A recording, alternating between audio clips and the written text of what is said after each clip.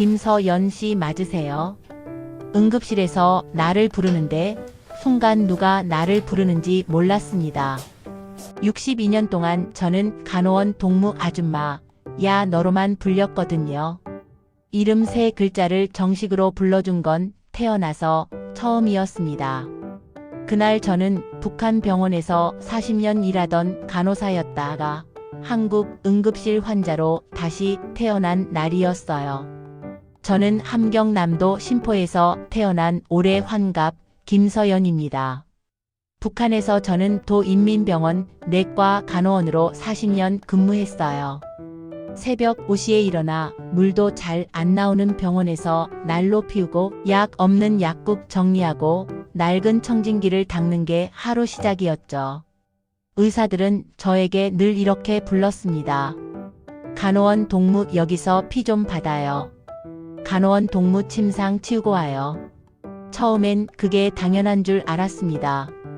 이름은 중요하지 않고 조직이 중요하다고 배웠으니까요. 근데 어느 날 젊은 의사가 실수로 제 의무기록지를 보더니 그러더군요. 아, 이름이 김서연이었습니까? 그 말을 듣는데 이상하게 가슴이 쿵 하고 내려앉았습니다. 아, 나도 이름이 있구나. 그때부터 마음 한 구석이 조금씩 이상해지기 시작했습니다. 북한 병원에서 제일 힘든 건 병이 아니라 없는 것과 싸우는 거였어요. 피가 없어서 수혈을 못하고 마취제가 없어서 술 한 잔 먹이고 수술하고 항생제가 없어서 상처가 굼다가 사람이 죽고 어느 겨울이었어요. 폐렴 걸린 8살 아이가 실려왔습니다. 열이 40도가 넘었는데 산소 탱크가 이미 다른 병동으로 올라가 있는 겁니다. 제가 의사에게 물었어요. 동무 산소 탱크 좀 내려오게 하면 안 되겠습니까? 이 아이가 오늘 밤 못 넘길 수도 있겠습니다. 의사가 한숨을 쉬면서 그러더군요. 이 아이 아버지가 누구요?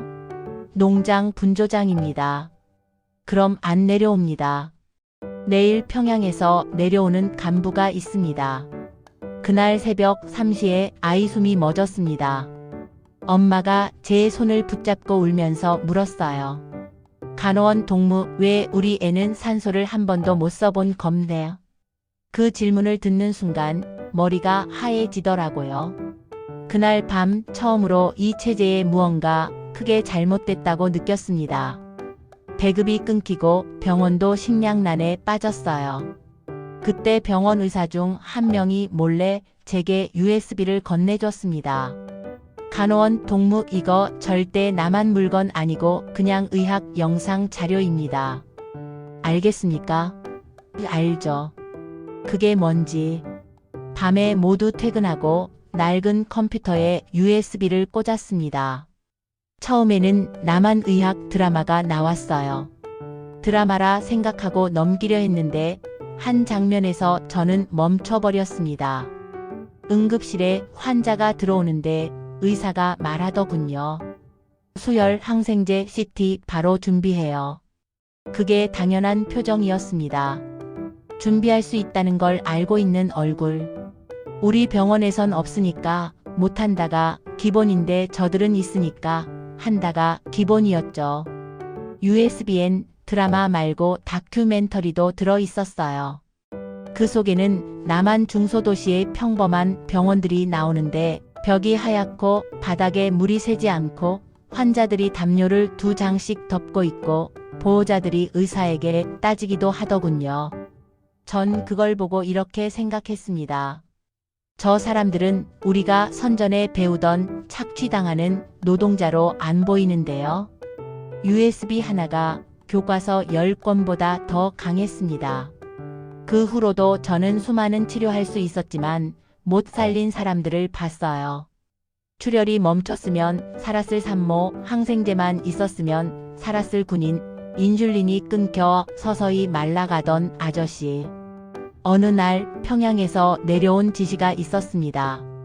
간호원 동무, 오늘부터 남조선 물건 쓰다가 걸리는 환자는 치료 우선순위에서 맨 마지막으로 둡니다. 그 남조선 물건이라는 게 뭐냐면 USB, 한국 약, 한국 화장품 정도였죠. 그 말을 듣고 제가 슬쩍 물었습니다. 동무 환자를 살릴 때도 출신 성분을 봐야 합니까? 그날 저녁 보위원이 저를 불렀습니다. 간호원 동무 질문이 많아지면 사람이 피곤해집니다. 그 말이 사람을 이렇게 무섭게 만들 수 있다는 걸 그때 처음 알았습니다. 그날 밤 집에 가는 길, 전 스스로에게 이렇게 말했습니다. 나는 간호원이 아니라 죽음을 옆에서 기록하는 목격자구나. 그때부터 나만으로 가겠다는 생각이 아니라 적어도 내 남은 생은 이렇게 살긴 싫다라는 막연한 욕심이 생겼어요. 몇 년 뒤 병원에 특별 지시가 떨어졌습니다. 러시아 배가 심포항에 자주 들어온다. 외국인 병동을 따로 운영한다.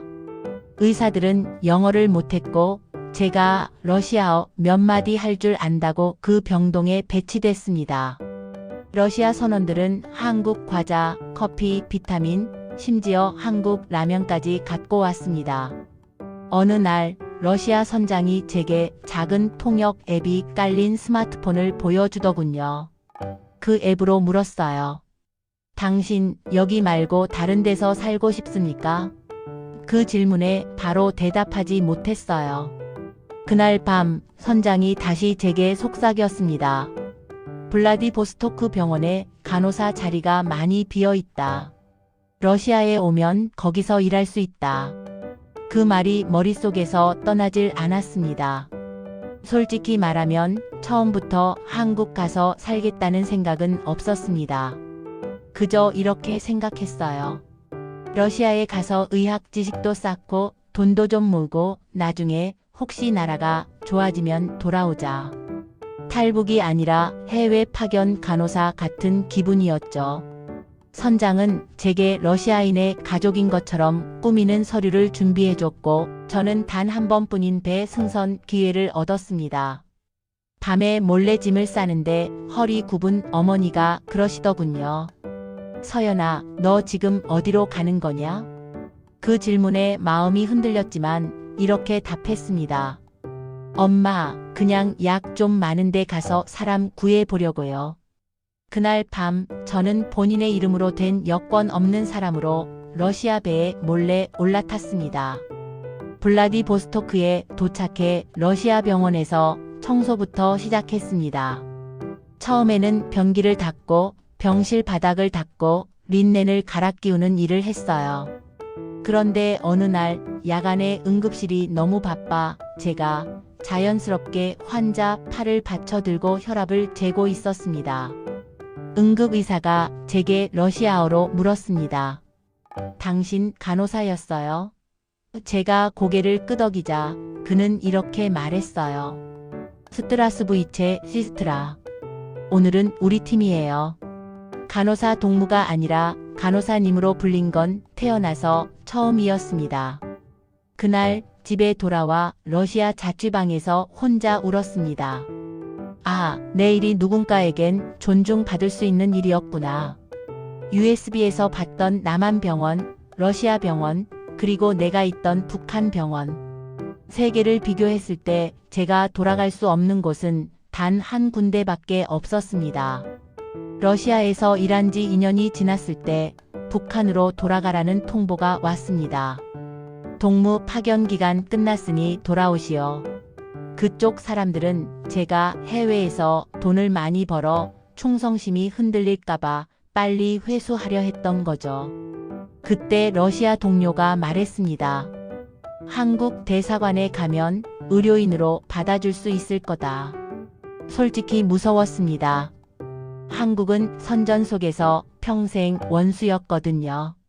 그런데 제가 USB에서 본 남한은 제가 알던 원수와는 좀 달랐습니다. 고민은 오래 했고 결정은 하루밤에 내렸습니다. 북한으로 돌아가면 다시 간호원 동무로 죽을 때까지 없는 것과 싸워야 했고 러시아에 남으면 언제든지 북쪽에 넘겨질 수 있었고 한국으로 가면 적어도 내 이름으로 살 수 있을 것 같았습니다. 결국 저는 한밤중에 한국 영사관 앞에서 택시에서 내려 뛰기 시작했습니다. 북한 보위부가 붙여둔 감시자를 따돌리려고 일부러 비 오는 날을 골랐어요. 우산을 일부러 안 쓰고 사람들 사이에 섞여 영사관 문 앞까지 달려가서 경비에게 러시아어로 외쳤습니다. 더 이상 그 나라로 돌아가고 싶지 않습니다. 그 말이 제 인생에서 가장 큰 반역이자 가장 큰 해방이었습니다. 한국에 도착해서 조사기관에서 가장 먼저 받은 질문은 이거였습니다. 왜 여기 오셨습니까? 저는 솔직하게 말했어요. 사실은 여기서 힘을 빌려 나중에 나라가 바뀌게 돕고 싶었습니다. 조사관이 한참 제 말을 듣더니 조용히 그러더군요. 선생님, 북한이 바뀌면 좋겠다는 생각은 많은 분이 갖고 계십니다. 그런데 그 과정에서 선생님 같은 한 사람이 다시 위험으로 들어가는 건 우리가 용납할 수 없습니다. 이 나라는 한 사람의 안전을 그 어떤 대의보다 위에 둡니다. 그 말을 듣는데 이상하게도 가슴 깊은 곳이 따뜻해졌습니다.